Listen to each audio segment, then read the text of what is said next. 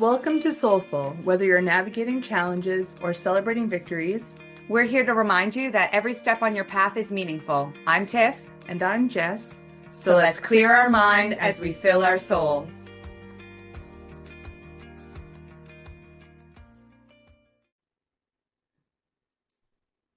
All right, so welcome back, everyone, to another episode of Soulfull.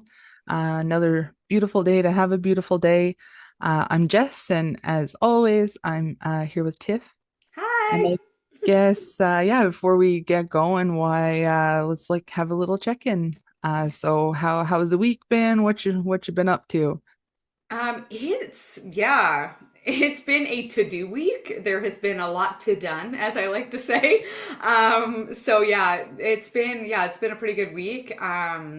But I was skating this morning, and like I've been sitting a lot, doing a lot of office work, and when I got on the ice this morning, it was just like such a freeing space, and I was like, this is what I need every day. So if I could take that every day, yeah, that'd be really nice. But something that I've been really thinking about since one of I can't remember if it was our first or second episode where we were talking, I think it was our second episode, and you were talking about the word loneliness. And that just, I don't know, the word settled into me after we recorded that together. And I was like, loneliness. And then cue the synchronicity. All the amount of conversations I've had around the word loneliness since we recorded that. So I'm still digging into some of that myself personally. But anyway, sometimes words just hit different at different times. And so it just really struck, and it opened a lot of beautiful conversations between people in my life. So anyway, yeah, that's me. And how are you doing today and this Yeah, week? that's awesome. I really like to be able to, yeah, take some time to reflect. I think it's important. Yeah, it's been busy. Like I'm just gearing up for a couple of weeks away from home. And so when that happens, yeah, there's all the things that you need to kind of, put a bow on until you get back and just kind of clue up and all that stuff. So it's been busy. But yeah, going into the weekend. So I'm excited to not have as much to do, hopefully. Um, yeah, and it's been super cold here. Like it's been really cold. So I think we're supposed to have mild up a little bit here in the next couple of days. So also really looking forward to that. My poor dog, every time I go to let her at the back here to use the washroom, she's like running and just doing what she needs to do and like bolting right back in the house because it's so cold. So And how cold is so cold right now? Yeah, like so it's been about -30 with the wind chill for the last like few days. Yeah. So yeah, it's been I went out to I don't know, do the grocery store, whatever I was doing one day night this week, and I just was cleaning off the top of my car, and in that like I don't know, maybe 3 minutes tops, right? Because it was so cold. I got into my car and like my cheeks were white. It was yeah, I was like, why do I live here? And that would be what I would say too. Why do I live here? We're in a cold snap too, but we're half that temperature. So -15. I went outside today. I was like, oh my. Uh, but yeah, so I feel Nova. Yeah, You're yeah, Debbie. yeah, absolutely. Okay, so I guess yeah, I was thinking before we dive really deep into kind of the topic of today's episode, and it is going to be a good one. So for who's listening, you'll definitely want to hang tight. But I think in the excitement and perhaps a little bit of nervousness at times as well of our first couple recorded episodes, that there was a kind of couple of things that maybe we forgot to mention. And I guess the first really was about this podcast being a part of our journey, our perfectly imperfect journey of growth as well. And so we've been learning, and so as we've been learning, we definitely do, see places where we think, okay, maybe I'll do that a little bit differently next time. And so really just wanting to take a moment to appreciate where we are on that journey, and hope that you're also enjoying the ride with us. And then the other thing is that if yeah, you haven't already guessed it and you've already tuned into the first couple of episodes, is that we're not recording our episodes live. Well, we're recording it live, but not on the day when it's launched, I guess, or on the day that you're listening to it. And so we are both super busy people with a lot of roles, personally, professionally, and so on. And so we're making time to get together and share these conversations really when it works for us and we're able to do it intentionally. And so sometimes you'll hear us talking about maybe things that happened a few weeks ago or occasions that are no longer, I guess, relevant in terms of timing. So just wanted to be open about that. And who knows, like maybe that will change. There could be a time when that shifts for right now, and that's kind of the way that we're doing it. And so we just wanted to give you that heads up in case you're listening and you're like in February and you're like, wait a second, Christmas was like 6 weeks ago, and it's not Friday, but yeah. So just wanted to give you the heads up about those couple of things before we jump in. I don't know, Tiff, if you had anything to add. No, I think you nailed it. Yeah, I think people will be pretty confused. End of January, I'm talking about decorating my tree. So yeah, good note. I do not put up my tree in January. I love Christmas, but that's a little much. Yeah, yeah, absolutely. Okay, cool.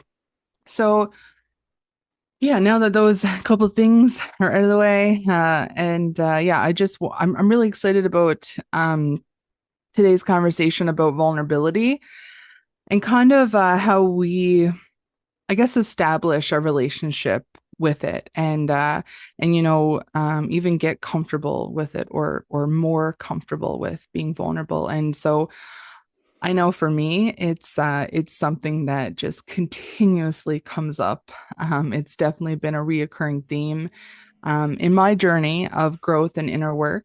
And what I can say, and just being super honest here, is that I'm very much still figuring it out. Mm, So I remember even when we were talking about this podcast, right? We were like, I was so excited and really looking forward to it, and really the only hesitation that I really felt for a second was, okay, hang on here. Like, how do I share things about me? Um, and what do I share? Or even like, should I even share? And mm, so I'm very much still working through what I guess I want my relationship with vulnerability to really look like, and also mapping out kind of how I'm going to get there. So I guess in recent months, though, the feeling of really wanting to lean in to my experiences have gotten stronger. And those strong feelings usually lead me always in the right direction. So, mm. yeah, here I am just trying to do that. And so for me, I think my fear of showing vulnerability came from a really deep desire to I think protect myself. And so I didn't, and I still don't, want to appear weak or unstable, when people sometimes show emotion or say things that they truly think or feel, it kind of people around them might think that or feel that way. And so I also didn't want to show glimpses of who I truly was and then be rejected Right. as well, right? And so I think I just avoided it altogether. And so I really was more of a sit and listen kind of person. And I believe that I was successful in creating, spaces where people did feel comfortable to share their truths with me. Um, but yeah, not a lot of people really knew mine, and so I think it worked to some extent for sure. But the problem is that avoiding it kept me from building connections with other Yeah. people that I really, really longed for. And so I would think things, like I don't really connect with anyone, or nobody really understands me, or nobody ever wants to listen to me. And really that list of the internal narrative I told myself just goes on and on. And so today I don't think any of those things are true. I know that I'm capable of deep authentic connection, and I know that people can understand and also appreciate the things about me, and I know that I have important things to share. I just think that I had such protective or such strong protective instincts, I guess, and I am really truly thankful for those. But I think that yeah, it was often difficult for people to kind of get past the surface layer stuff with Mm. me, and yeah, I'm not so sure that those instincts really serve me well anymore. So just trying to work around that, and so Tiff, I'd like to hear, I guess, like from you, maybe like your initial thoughts on vulnerability. Like when I say being vulnerable or getting vulnerable, like what does that mean for you? Hmm. Well, first of all, like I just want to thank you for sharing your vulnerable truths here with us, in how you're learning to grow and move with it. Because I'm sure many of us can relate to that space of like, oh, well, if I show how I really am feeling, or if I say the thing that I really am thinking, like, will I be rejected? Will I be accepted? What else is going to happen? And like you said, the list of the internal narrative. Um, yeah, I think for me, when I think about vulnerability, the very first word that comes up for me is heart. The second word that comes up for me is courage. Um, because when I can communicate my heart's desires, when I can lean in and look at all of myself through a lens of love. So, again, through that heart center of like, I have all of these. I'm a whole person, so of course I have needs that sometimes feel hard to communicate, or I have flaws that I don't want people to see because I want to have this picture of it all together. But vulnerability is really that space for me to bridge the gap. And you use the word earlier, and that's exactly that's the third word that comes up for me is connection.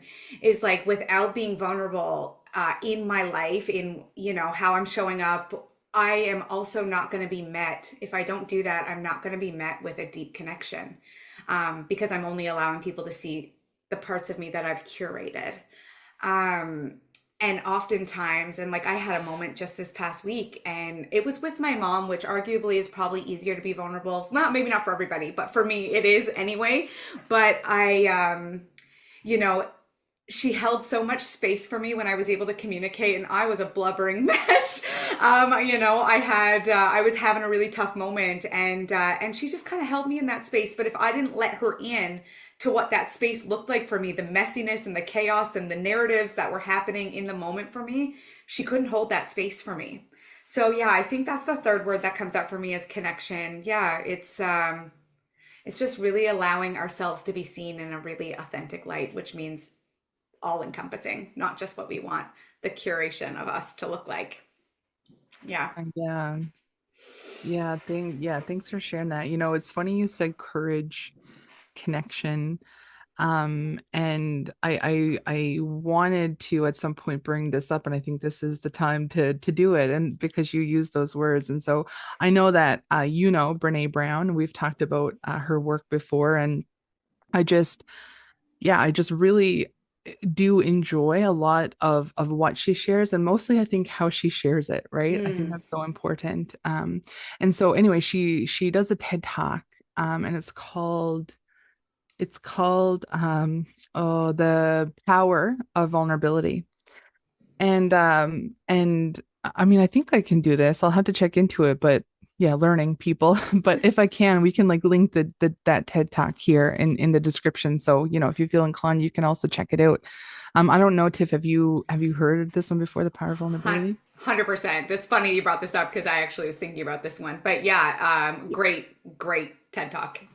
Yeah, it's really, really awesome. And like I said, she's like funny and kind of brings a little bit of humor into that. And just to kind of see that really, I mean, that's vulnerable, right? That's vulnerable for me to yeah, to listen or to watch her be vulnerable in front of like people and share a really, yeah, like her truths and her experience around that. And so anyway, in this TED Talk, she talks about her time spent as a researcher and trying to measure connection, and 6 years of work, or how many of her years, she spent all of this time and energy in trying to measure connection. And through the research, I guess she said that she found something that underpins shame, and I'm really not doing her justice here.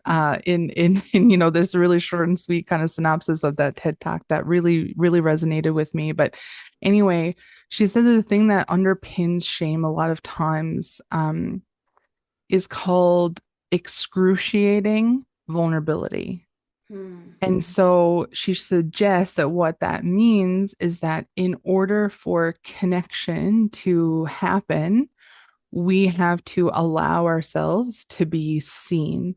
And she says, no, like to be really seen. And I just think that that was so profound. Like the way even, yeah, she takes that pause and like really is like, no, like actually really seen. And so that's kind of, yeah, what kept coming up for me when, as you were sharing. And so, Yeah. when I was kind of thinking about this topic, and again, went back to how do I lean into it, right? Like, how do I lean into vulnerability in my life, but also, having this conversation when, people are going to listen to to the things that I'm saying. And so, and then I thought, hey, this is it, right? This is a part of it. And Yeah. so, I think about vulnerability from a personal and a professional place as well, I think, right? Being in the field that I am. And so I support, people in many different ways. And I know, Tiff, that you do too. And so I think we probably can agree that we spend a lot of our time talking, right? Like we we have really meaningful and sometimes difficult conversations, right? And so I remember having a one-on-one conversation with someone um, who would just show up to our session and literally just sit there, and I would rephrase questions and I would allow lots of space for silence. And I just remember thinking, man, like this is rough, and I don't know, I made up all this stuff like maybe that person wasn't ready to open up yet. And that person was also mandated to spend time with me, and so they had to be there basically. And so I thought maybe that makes it a bit harder. But one day I finally said, you know what, I'm cool with this. Let's just sit, spend our hour together, and we can go on about our day, no problem, right? And finally, when I said that, that person turned to me and says, "How do you expect me to share things about me when I don't even know who the heck you are?" Hmm. And so I think that for me was yeah, it was a light bulb moment for sure. I was new in my career. I felt like I had a lot to prove, probably, right? And I know I didn't have a lot of confidence in my ability. And so yeah, just put down my pen or whatever I had in my hand, and shared bits of me with that person. And so I think in that 1 hour we had made more progress than the Hmm. multiple hours that we had spent together prior to that. And so I share that because I think it's important, right? Like it's important to show people around us parts of who we are. And so I also am conscious that we can sometimes share too much with other people. I reflect on, relationships and that have like a power differential, right? Like a power imbalance. So yeah, in a job, or I don't have a kid, but I was a kid. And so I'm just aware of these different dynamics and relationships. And there are spaces where we have a responsibility, I believe, to remain neutral, and where we don't want to, pass our stuff on to the other person. And so I'm curious, in your whole experience, so personally, professionally, the whole thing, whatever you want to share, how have you been able to, I guess, navigate through, or maybe find a balance Hmm. between a healthy vulnerability and the oversharing? Right. Yes. Oh, that's been a journey for me. Um, just thinking, actually, it might be in that same TED Talk of Brenè Brown, and if not, it was her second like really famous TED Talk. I'm not sure how many she has, but she talks about, yeah, oversharing versus vulnerability. And she says something, and this was like probably like a long time ago, 8, 10 years ago. I watched this video, but it never left me. And it was she was like, well, she was like oversharing or dumping or whatever, and she said that's not vulnerability. I don't know what that is, and I was like, that's me. Okay, interesting. That's me, and so learning boundaries is a very important part of vulnerability, but also it's interesting sometimes I maybe it is a need for me for more boundaries, but sometimes people are really uncomfortable with someone else's vulnerability too. So it's not that like maybe I didn't share appropriately. Sometimes it's like somebody else's discomfort with their own authentic nature that therefore my vulnerability is threatening to that. But yeah, I think I was a major oversharer when I was distressed often. It was like, oh my God, these emotions, I cannot hold it. It is so big, it's overwhelming me. And so I was just what I think the term is coined trauma dumping. You can call it whatever you want. I was just trauma dumping everywhere I went. And I can, I'm still human. So sometimes stuff comes out of my mouth. I'm like, oh, wait, I didn't ask. But to talk about how this leans into professional is that was a practice that we used in the professional landscape. Like even with my own supervision meetings, like when I be meeting with my manager, it's like, do I have permission to share something that's hard for me right now? So stopping to ask the question before sharing it, clarifying that we're both in an accepting space of what's about to come out of the other person's mouth. And that actually has been very helpful for me in navigating with people, because oftentimes when I'm wanting to share something vulnerable that maybe is hard, I'm really not looking for a solution, or I'm not looking for advice or something like that. So, yeah, just to kind of have a space to kind of hold that, whatever I'm speaking about in that moment. But yeah, I think I had a bit of in my professional journey, it was a good space for oversharers, I guess. But peer support really works with a non-hierarchical approach. So it's two mutuals at the table talking about their journeys. And in that, no one or the other doesn't feel judged, they feel seen, right? Because it's like, oh, I can. So it was a way to kind of put the oversharing into practice. But what I will say is, even in that, I had to be very picky and choosy and intentional about when I chose to share my parts, because I could also take away from their experience if I'm oversharing and I'm dominating the conversation with my stuff. It's like, listen to me, when really as a peer supporter, I was there in service for the other. So, really making sure to, yeah, just to strike that balance and I think for me, it's like an intuitive feeling or a noticing of shame or something that the other person, I hear the judgment in their voice about their own self, like about what they're talking about. And I'm like, this is a perfect moment for me to slide in. Oh, I know what that feels like, because it's like such a comfort to be like held and seen in that moment in a way that's non-judgmental. So yeah, but definitely still working on the oversharing. I'm a pretty open book. And that's okay. Yeah, I think I don't mind that part of me, as long as I know that I'm not harming somebody else. Like I don't mind being open and authentic, as long as I'm not trauma dumping on people. But yeah, I think I answered your question, but yeah. Yeah, no, for sure. And yeah, just the level, I guess, of yeah, self-awareness too, right? Like, I mean, even if it's noticing that, yeah, I still do that sometimes, and that's okay, right? And that's Yeah. acceptance, awareness and acceptance. And I think a lot of it really comes back to a lot of it comes back to who are we with in those moments, right? And so you mentioned peer support, and I can really see how sharing of an experience that you've lived through is so impactful in that scenario, or in that space. And then I can also see that maybe if that was like a different space full of like, I don't know, maybe like more, I don't want to say more professional, but like clinical, or people with clinical approaches like doctors, or Hierarchy.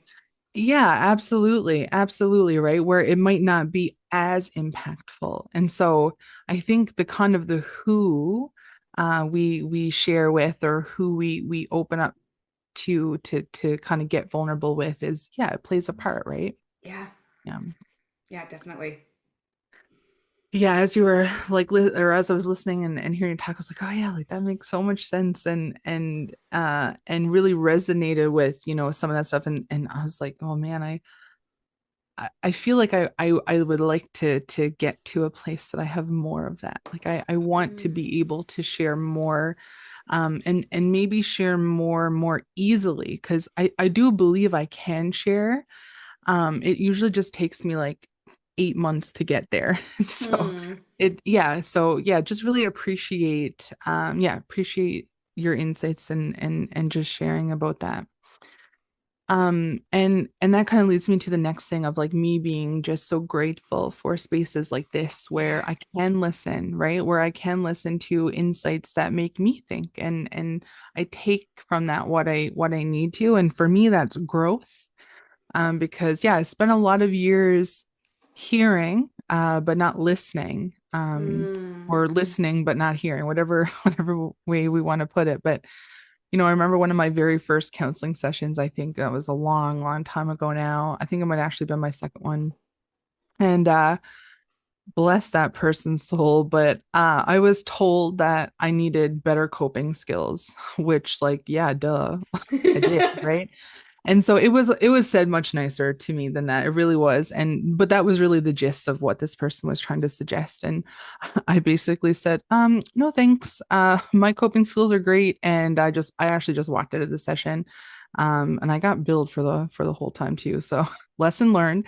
But anyways, I laugh about it now, because yeah, like what a way, like what a long way as I've come from that time. And so which leaves me to really think about how vulnerability plays a part in our growth. Mm. And I know that without these moments that I've pushed, like really pushed myself to share or to open up, even though it was really hard and it still is really hard, I might still have a similar mindset as I did back then, and so I just think things would look differently. And so for me, I do see this connect between the times that I've been able to clearly see growth in myself and times when I was less hesitant to show a little bit of vulnerability. Mm. And so I'm curious to hear, yeah, to hear from you about like, do you see growth and vulnerability being connected? And I guess like how has it helped you evolve? Yeah, that's a really thought-provoking question.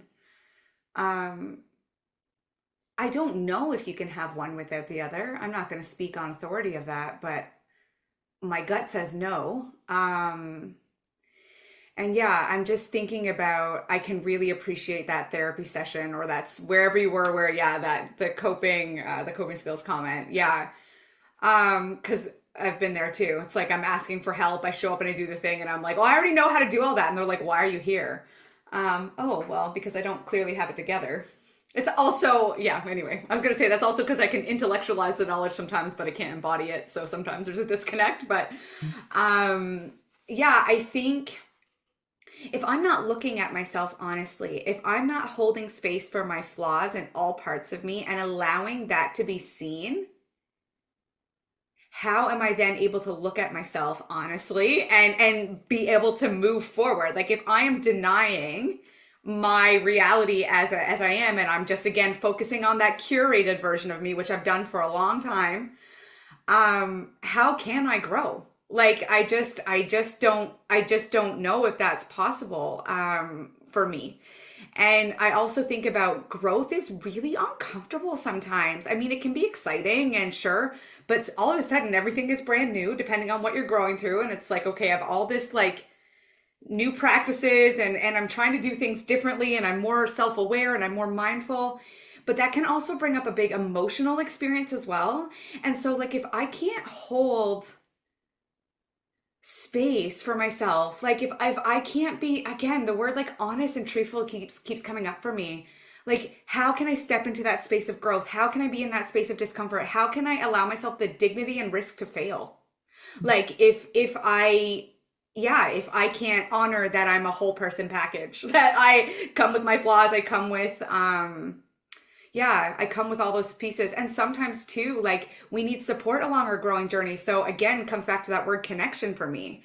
Like if I am not being vulnerable and I'm not leaning into support and through something that I'm trying to grow through or not allowing myself to be seen, yeah, I feel like stagnancy. Like just I would feel stagnant with that. So yeah, I think vulnerability opens up this doorway to like embracing newness or embracing the growth, in a much more gentle and compassionate way than like again, we kind of talked about that before, but like the instead of growing from that place of externalized pressure of I'm not enough, I'm not whole, I need to whatever, it's like we could hold it a little more softly, more tenderly. Mm. Yeah. Yeah, like hearing you say that, it kind of reminds me of compassion, right? Like offering ourselves, like extending that to ourselves. And I think that before we can be vulnerable with other people, is that we do need to get vulnerable with ourselves, Yeah. right? And be honest, like you just shared. And yeah, I can, that was a really hard thing for me. Like that was a really hard thing for me. I had no compassion for myself. Mm, I had no empathy for myself. I think I had deep, kind of emotional wounds, I guess is what I could call them, that I thought was a reflection of who I was and what I was worth. And mm, so yeah, I didn't accept myself. I could barely even tolerate myself most of the time. And, I would even go as far to say that there were times that, yeah, I hated myself. And so yeah. being in that dark place with feelings of things like resentment, and I know that you talk about shame and you talked about that in the last episode, sitting with those feelings, it just kind of continued to allow me to make excuses for myself. So how was I supposed to have true compassion for other people, right? Like I don't think that I did. Like, Yeah. I mean, I don't think that came across externally. Like I think I was a pretty approachable, like respectful kind of person and externally. But man, what was happening inside just didn't align with that. And, cue this cycle then of, why are you having this feeling of resentment towards a friend that has some really great news, right? You're such a terrible friend. And in comes that judge. And then, you know, well, oh, but remember that time that you went through this experience and it's okay because that happened to you. And here comes the victim, right? And this just like kind of cycle came, yeah, just came back and forth. And so I think what I'm trying to say is that truly healing some of those emotional yeah, I'll just use emotional wounds. It's what I've used before. So it came from times when I did push myself to be vulnerable. So, Mm, after so many visits, saying to my therapist, there's something in my past that I've never really talked about before, and I think it's still impacting me. Or, telling someone close to me that, yeah, I have a history with the feeling of loneliness, right? mm, And so, there are these moments that when I've opened up, myself or opened myself up, I guess, without knowing what comes next. And was that person going to chair or going to care, or um, was that person going to be like, wow, you're a lot, and just completely reject and leave me, right? And yeah. so not knowing the reaction and not knowing what would come next is hard. That unknown is hard. And so I'd like you, and you kind of like alluded to this a little bit, but I'd like to hear how and if you think vulnerability played a role in healing some of your emotional wounds. Yeah. Yes. Just nodding along to everything you're saying, just soaking it all in. Yeah. Goodness, yes. Um, well, I had a long dance with shame, a very long dance of avoiding shame. And shame needs light and compassion and to be seen in order to transmute. So I guess I was stuck with it until I was ready to open my mouth. Also, one of my wounds, I can be honest here, is around abandonment. And of course, if I'm not being vulnerable, I'm always feeling alone. I'm always feeling like I'm disconnected from the other and the other people that are around me. And so, like, I have this moment in my mind I was working as a waitress at the time, and it was a real fancy place. And we were all done up, and like you wouldn't know that I was suffering so much on the inside because I had the big smile plastered on my face. And and meanwhile, what was going on the inside was like a war. And it like to the point where I'd go and run in the bathroom and I'd cry and I'd pull it all back together and I'd come back out. And I just felt so alone in amongst it. We were in a club of 500 people and I just felt so alone. And so like that abandonment piece in me and like that feeling that I of disconnection was just so painful. Um, and how that eradicated is by telling the truth, by being honest about what I was going through. And I was actually reflecting about this today because something entirely different, but I remember letting people know that things were really bad for me. Like my mental health was poor, my marriage was going down the toilet, and I just didn't know what I was going to do for Christmas and all of that. And that was not met with shaming. That wasn't met with judgment. In fact, the whole team there raised money to give me a Christmas card so that I could make some things happen for my kid for Christmas. And it makes me emotional just thinking about it because here I was for like 2 full months walking around trying to make sure nobody saw how broken I felt on the inside. So I really think for me, yeah, vulnerability and the emotional wounds, it breaks down the wall in between me and another in the case of this and allows me to build trust. And also to come back to that shame piece, because I was holding a lot of shame in those moments, right? I allowed that shame to be transmuted by allowing someone else to see me. Yeah, they might have rejected me. Like that is definitely true as a definite possibility. And that was kind of what I was mentioning before is like sometimes people can't hold space for our vulnerability, right? But yeah, it really gave me the ability to let a lot of stuff go, a lot of judgments go. And that really paved the way for a lot of like emotional unburdening. Like I was allowed to like I could free myself from it is almost the sense that I get. I'm not sure I'm making sense, but yeah, so like it really fosters trust. It really allows the walls to be broken down and shame to be transmuted. I think is yeah. Yeah, it makes total it makes total sense to me for sure. And also, to um yeah, to reflect on vulnerability, a lot of our experiences will come up and some of them are emotional, right? And Yeah. so I think like to be able to um after the fact to be able to reflect and to think about them, you kind of look at that in a different way and like yeah, a little bit of a sense of relief too, right? And so yeah. Yeah, this has been a definitely been a soulful kind of conversation. And so as we wrap up here, I guess if you could share with, someone who might be listening and they're interested in vulnerability or just looking like in the conversation, what is kind of one practice or a mindset shift that has helped you embrace vulnerability more fully in your life? Mm. Can I give two? Yeah, please. Though they're both quick. So the first one is what stands in like it's in the top of my mind is people judge us no matter what. So why not be the realest version of ourselves anyway? Because they judge the curated version of ourselves because we are what hardwired to judge. As even if we say we don't want to and we don't like Mhm. to, that is a human nature thing. So be yourself anyway. They're going to judge you regardless. So show up as yourself. That is something that I hold here in the back of my mind all the time. But the other thing is if you have never looked into peer support as in terms of a practice, if you are someone struggling like with being vulnerable and allowing people to be seen, there's so much safety in peer support because you don't even necessarily like you can dip your toes in. You don't even have to speak, but there's so much power I feel in hearing somebody else's vulnerable story and being able to see your own honest reflection in it.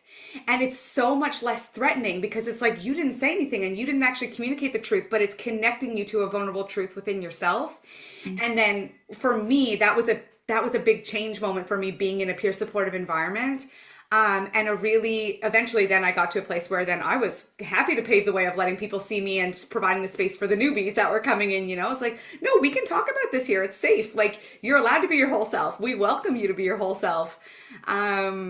So yeah, so I think peer support is a really leading practice for letting go of a lot of shame and really stepping into a more vulnerable state. What about you? Awesome. Yeah. Yeah, like for me, I think it's mostly been around the work, or I guess a mindset, or shifting my beliefs, um is cutting off that internal dialogue, right? Of like, should I share that? Nobody wants to hear that. Mm, And just really trying to, as soon as that comes into my mind, just being like, nope, and then just try to redirect. And so that's helped with like many things. I think that's probably the most helpful tool in most of the yeah, growth that I've made in different areas. But yeah, I think that would be mine. Um, yeah, that's so powerful. yeah, this has been an awesome conversation. And I just wanted to say to, people who I hope are tuning in and listening, is just to say, thank you for being here. And I hope that you have found something that you've connected with from, what we've shared today. And I also just want to draw attention to, or just acknowledge, I guess, the conversations that allow us to reflect on our own experiences with, topics like vulnerability, or whatever. It can be a lot. And so it can be a lot, especially I think if we've struggled with it at times. And so I just encourage everyone, to take a moment, and really allow yourself to process in whatever way that you need. And yeah, just be gentle with yourself. So with that, if you haven't done so already, we'd be so grateful if you could subscribe to our podcast, share the episode, and also follow us at Soulfull, the podcast, on all of our socials. And again, just thanks for being here. And until next time, stay soulful, everyone.